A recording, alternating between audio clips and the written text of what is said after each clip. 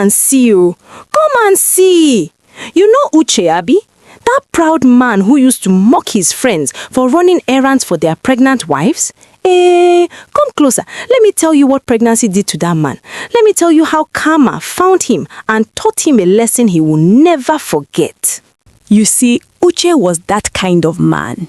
The type who would sit under the udala tree with other men, drinking palm wine and laughing at their friends whose wives were pregnant. Your wife sent you to buy ice cream at midnight? You are not a man, he would mock. Pregnancy is just 9 months. These women exaggerate everything.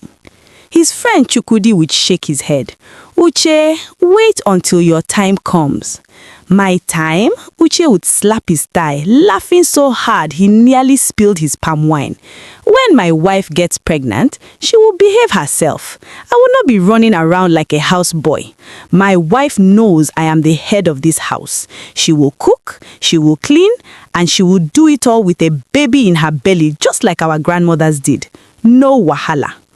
The other men would nod, some agreeing with him. That's right. These modern women are too pampered. In our father's time, women worked on the farm until the baby was ready to come out. Chukwudi just smiled into his cup. He knew something Uche didn't know. The gods were listening, and they have a very good sense of humor. 3 years into his marriage to Adanna, the news came. She was pregnant. Uche danced around the compound like a man possessed. He bought drinks for the whole village. I will be a father. Finally, my name will continue.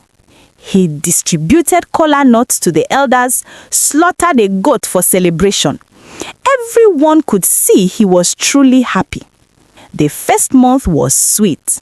Adanna glowed and Uche couldn't stop touching her belly even though there was nothing to see yet. My son is in there, he would say proudly, though they had no way of knowing if it was a boy or girl. The second month was still manageable. Adanna felt a bit tired, maybe some morning sickness, but nothing Uche couldn't handle. He would pat her head sympathetically and go about his business. But by the 3rd month, that's when Uche's real education began. It started on a Tuesday evening. Uche had just returned from his farm, tired and hungry, his body aching from walking under the hot sun all day. He was ready to eat the jollof rice he knew Adanna had prepared that morning. The aroma should be filling the compound by now. But when he entered the kitchen, he found her lying on the mat, fanning herself with a piece of cardboard. Adanna, where is the food? He asked, trying to keep his voice calm. She looked at him with sleepy eyes. Uche, the baby doesn't want jollof rice today. Uche's eyes widened. The baby that is still the size of a groundnut is making decisions now? Don't be insensitive. I felt nauseous when I smelled the tomatoes. I couldn't cook. The smell made me want to vomit. Uche bit his tongue. He had heard about morning sickness, but this was evening. And since when did babies have opinions about jollof rice? But he remembered what the elders said about treating pregnant women well, so he swallowed his frustration. Okay, no problem. What should I prepare for us then? Adanna sat up slowly, very slowly, like an old woman with back pain. Actually, the baby wants suya, with extra yaji pepper and plenty of onions, fresh onions, not the ones we have at home. Suya? But it's already 7 in the evening. Musa the suya man packs up at 6. Adanna's eyes began to water, big fat tears forming at the corners. So you don't care about what your child wants? You want your son to suffer in my womb? You want me to be uncomfortable? How do you even know it's his son? It doesn't matter. And she began to cry properly now, loud sobs that echoed through the compound. This is how Uche found himself trekking 2 kilometers to Musa's house in the dark, begging the man to fire up his grill again. Please, my brother, my wife is pregnant. You know how it is. Musa laughed at him. Uche, is this not the same you who said pregnant women should not trouble their husbands? I remember you very well. Uche wanted to die of shame right there, but he needed that suya. He stood there like a beggar while Musa slowly, very slowly, prepared the meat. The man was enjoying every minute of Uche's suffering.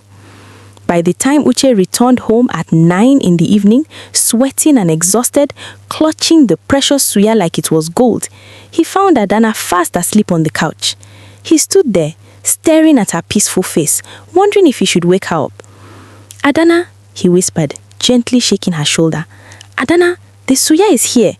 She opened one eye, looked at the suya in his hand, wrinkled her nose and said, "Ah, I don't want it again. The baby changed its mind.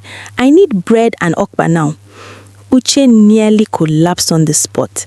His legs became weak, his vision blurred. Bread and okpa? But I walked 4 kilometers? Musa mocked me? Are you shouting at me? Are you shouting at a pregnant woman? Fresh tears started rolling down her cheeks. No, I'm not shouting. I'm just... Bread and okpa. Okay, where can I find okpa this time?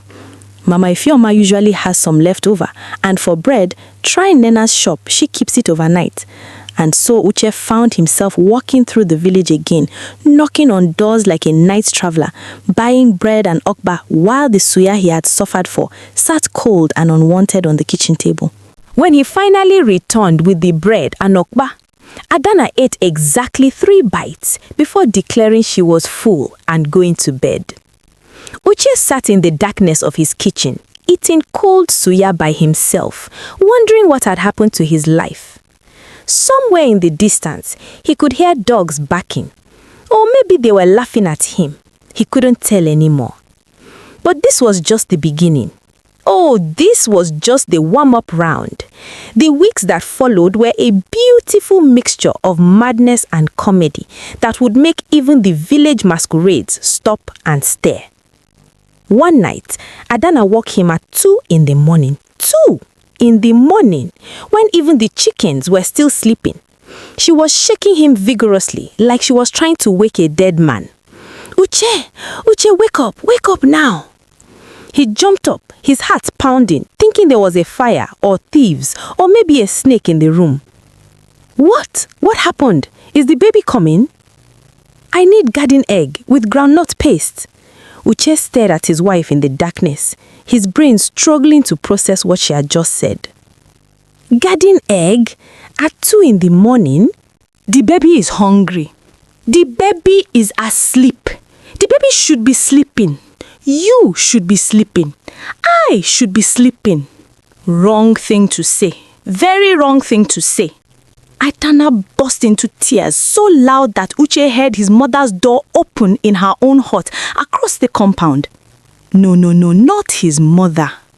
But yes, his mother came running, wrapper tied hastily around her waist, thinking something terrible had happened.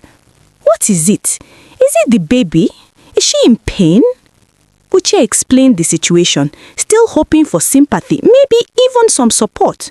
Surely his own mother would see the madness in this, right? Wrong again.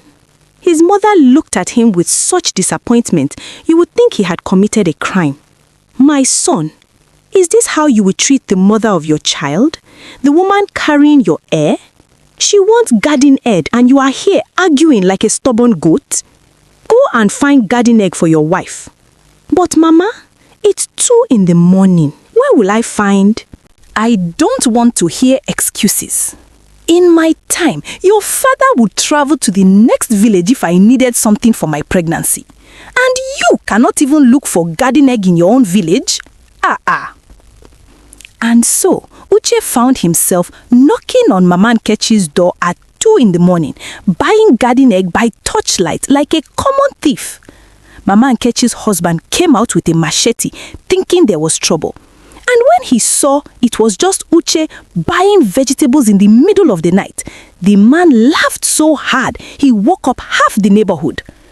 "Uche, is this what marriage has turned you into? A vegetable thief in the night?" By the time Uche returned home with the garden egg and groundnut paste, Adanna was asleep again. Sound asleep, snoring gently, peaceful as a baby. He wanted to wake her up. He really wanted to. But he remembered the tears and his mother's disappointed face, so he just kept the garden egg in the kitchen and went back to bed, defeated. The next morning, Adanna woke up and said, "Good morning, my husband. What's for breakfast?" She had completely forgotten about the garden egg, but Uche remembered. Oh, he remembered everything. Every painful detail of his 2 a.m. adventure was burned into his memory like a brand. Yet, the cravings were just the beginning, just the appetizer before the main course. The laziness, oh the laziness, that was the real main event. You see, Adanna used to be a very hardworking woman, the kind who would wake up at 5 in the morning to sweep the compound, prepare breakfast, and still have energy to go to the market. She was like a machine that never stopped. But pregnancy turned her into a completely different person. A person who believed that her job was to sit down and give instructions while everyone else ran around like headless chickens. She now woke up at 10 in the morning, sometimes 11. And when she did wake up, she didn't really wake up. She just moved from the bed to the sofa in the living room, like she was changing locations, but not actually doing anything productive. Adanna, the compound is full of leaves from last night's wind. The baby is making me tired. But you just woke up. That's why I'm tired. Don't you know that pregnancy is exhausting? The baby is sucking all my energy. Uche looked at the compound full of leaves and then at his wife sprawled on the sofa like a queen. Should I sweep it then? Is that not obvious? And so Uche swept. He swept the compound every morning, something he had never done in his entire adult life. His friends passing by would stop and stare, their mouths hanging open like gates. The dishes from yesterday were still in the sink 3 days later. Adanna, the dishes. The baby says I shouldn't put my hands in cold water. It's not good for the pregnancy. But we don't have clean plates to eat from. Then wash them yourself. Or are your hands painted on your body? Uche washed the dishes. He washed them every day after that, standing at the sink like a houseboy, wondering how his life had come to this. Her wrapper was on the floor right next to the bed, just 2 steps from where she was lying. Adanna, your wrapper is right there. Just pick it. The baby doesn't want me to bend. Do you want me to fall and lose your child? Do you want to kill your own baby? I don't want you to. I'm not trying to. It's just a wrapper. Just a wrapper? So our baby's life is just about a wrapper to you? Uche picked up the wrapper himself. He began to suspect that this baby was actually a small dictator living in his wife's womb, making unreasonable demands and controlling everything with an iron fist. He found himself doing everything: cooking, cleaning, fetching water, washing clothes, scrubbing floors, tasks he had never done, things he didn't even know how to do properly. He learned to cook out of necessity. His first attempt at making egusi soup was a disaster. The soup was lumpy, the seasoning was wrong, and it tasted like punishment. But he ate it because Adanna took one look and said, "The baby doesn't like egusi today." His friends noticed everything. Of course they noticed. How could they not notice when Uche, the man who said his wife would behave herself, was now carrying a basin of wet clothes to the line in broad daylight? "Uche," they called out one afternoon, gathering around like vultures circling a carcass. "Is that not you? The same man who said his wife will behave herself?" Uche wanted to disappear into the ground. "Leave me alone," he muttered, hanging one of Adanna's wrappers on the line. We saw you buying akara this morning at 6 a.m., running like the devil was chasing you. For your wife's craving, Abi? "The baby wanted it," Uche shouted back, and immediately realized how ridiculous he sounded. He had become everything he mocked. Everything. His friends roared with laughter, slapping their thighs and doubling over. The baby wanted it. Do you hear this man? The baby that has not even been born is sending him on errands. Chukwudi was among them and he didn't laugh. He just smiled that knowing smile and said, "I told you, my brother. I told you your time would come." The situation reached its peak one Saturday afternoon. Uche's mother was visiting, and he thought finally, he would get some rest. His mother would cook, clean, talk sense into Adanna, and life would go back to normal, at least for one day. He was so wrong, so very, very wrong. The two women formed an alliance against him faster than he could blink. It was like watching two armies join forces. When he suggested, very gently, very carefully, that maybe Adanna could help peel the vegetables since his mother was cooking, they both turned on him with such speed and ferocity that he actually took a step backward. "Is it your pregnancy?" his mother asked, her voice sharp enough to cut stone. "Are you the one carrying a human being in your belly?" Adanna added, her eyes flashing with righteous anger. "Do you know what it's like to have your organs squashed like fufu? Do you know how hard it is to grow tiny fingers and toes inside you while you are just walking around free and comfortable? Have you ever had morning sickness, evening sickness, all-day sickness? Have you ever felt a human kick your ribs from the inside?" The questions came like arrows, one after another, and Uche raised his hands in surrender, backing away slowly like a man facing two angry lionesses. I'm sorry. I was just suggesting. I'll peel the vegetables myself. I'll peel all the vegetables in the whole village if you want." As he sat there peeling ugu leaves like a child being punished, he heard them laughing together in the living room. Actually laughing. They had moved from scolding him to bonding over how ridiculous he was. His own mother had betrayed him. Men don't understand. They think pregnancy is easy. They think we are just fat for 9 months and then a baby appears. Exactly, Mama. My husband doesn't appreciate what I'm going through. Yesterday, he complained that I slept until 11. Can you imagine? Slept until 11? That's nothing. When I was pregnant with him, I slept until noon sometimes, and his father never complained, not once. Uche peeled faster, his face burning with shame. He had been defeated, completely and utterly defeated by a coalition of women. But even that wasn't the worst. Oh no, the worst was yet to come. One evening, Adanna sent him to buy her favorite biscuits. Not just any biscuits, the expensive imported ones from the big supermarket in town, 20 kilometers away. The ones that cost almost as much as a day's wage. The baby wants those biscuits, the chocolate ones with the cream inside. Uche looked outside at the darkening sky.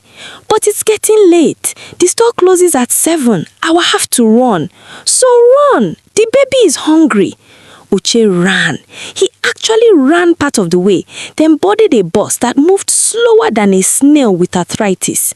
By the time he got to the town, he had 15 minutes before the store closed. He rushed inside, grabbed the biscuits, paid more money than he had planned to spend on food for the whole week, and then rushed back. The journey back was even worse. The bus broke down halfway. He had to walk part of the distance. By the time he got home, 3 hours had passed. 3 hours. He was exhausted, sweating, his feet aching, but he had the biscuits. He had completed the mission. He walked into the house holding the biscuits high like a trophy, like a warrior returning from battle with spoils of war. "Here, my dear," he said, presenting the biscuits with a smile that hurt his face muscles. "Your favorite biscuits, still fresh. I ran all the way to make sure." Adanna took one look at them and pushed them away. Didn't even touch them, just looked and pushed. "I don't want them anymore." Time stopped. The whole world stopped. Uche stood there frozen, his brain trying to process what had just happened. You don't want them? No, I don't want them now. The baby changed its mind. Something broke inside Uche. Something important. Something that could never be fixed.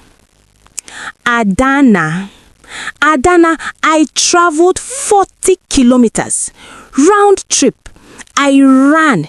The bus broke down. I had to walk in the dark for these biscuits. These expensive biscuits that cost more than my pride. But I don't want them now. I can't control what the baby wants. Why are you shouting at me? Why are you being wicked to a pregnant woman? Forget the baby just for 1 minute. For 1 minute, forget the baby. You, Adanna, you sent me on this journey. You with your own mouth. She started crying, big dramatic tears rolling down her face like a waterfall. You hate our baby. You said forget the baby. What kind of father says forget the baby? What kind of wicked man did I marry? And just like that, Uche was the villain again, the bad guy in his own story. His mother, who had heard the commotion, appeared at the door with a disappointed look that made him feel like he was 5 years old again. Uche, are you making your pregnant wife cry over biscuits? But Mama, I traveled. I don't want to hear it. Apologize to her now. Uche apologized. He apologized while holding the expensive biscuits that nobody wanted, standing in his own house, being scolded by his own mother for a crime he didn't commit. That night, as he lay in bed next to his sleeping wife, exhausted from another day of servitude and confusion, he thought about all the times he had mocked his friends. The universe was punishing him. God was punishing him. The ancestors were punishing him. Everyone was punishing him, and they were doing a very thorough job. Adanna stared beside him and placed her hand on her growing belly. Despite everything, the crazy cravings, the impossible demands, the midnight missions, the problems of the baby wants, the constant exhaustion, Uche felt his heart soften. He placed his hand over hers, feeling the slight movement beneath. There was actually a baby in there. His baby, a tiny human being who would call him Papa, who would look up to him, who would depend on him. Aha! What have I done? He whispered to himself in the darkness. What have I done to deserve this sweet torture? From inside the womb, if babies could laugh, his child was probably laughing at him too, laughing at how Papa had learnt his lesson about mocking pregnant women, laughing at how Papa now knew exactly what it felt like to be at the mercy of pregnancy cravings and hormones. The next morning, Uche woke up early and prepared breakfast without being asked. He swept the compound, he fetched water, and when his friends gathered under the Odala tree later that day to drink palm wine and complain about their pregnant wives, Uche just smiled and poured them more wine. He had learnt his lesson. He had learnt it very, very well. The baby wanted him to learn it. And you know what? When his friend Emeka started bragging about how his pregnant wife would never trouble him like that, Uche just laughed quietly into his cup because he knew something Emeka didn't know yet. Your time will come, my brother. Your time will come. And when it does, the baby will make sure you remember every single time you laughed at someone else. The baby always remembers. Always. Uche became a changed man, a humble man, a man who understood that sometimes the hardest battles are fought not with strength, but with patience, love, and the willingness to go find garden egg at 2 a.m. because the baby wants it. And several months later, when Adanna finally gave birth to a beautiful baby girl and Uche held his daughter for the first time, all the midnight missions, all the rejected biscuits, all the washing and cleaning and suffering suddenly made sense. He looked at his wife, exhausted but glowing, and whispered, "Thank you." "For what?" she asked. "For teaching me what it means to truly love someone. For showing me that strength is not about commanding others, but about serving the ones you love." Adanna smiled, too tired to speak, but her eyes said everything. And the baby? The baby just looked up at her father with wise eyes, as if to say, "You're welcome, Papa. You're welcome." Hey, did you enjoy this story? Share your pregnancy cravings in the comment section below, and don't forget to like and share to all our amazing mothers and wives.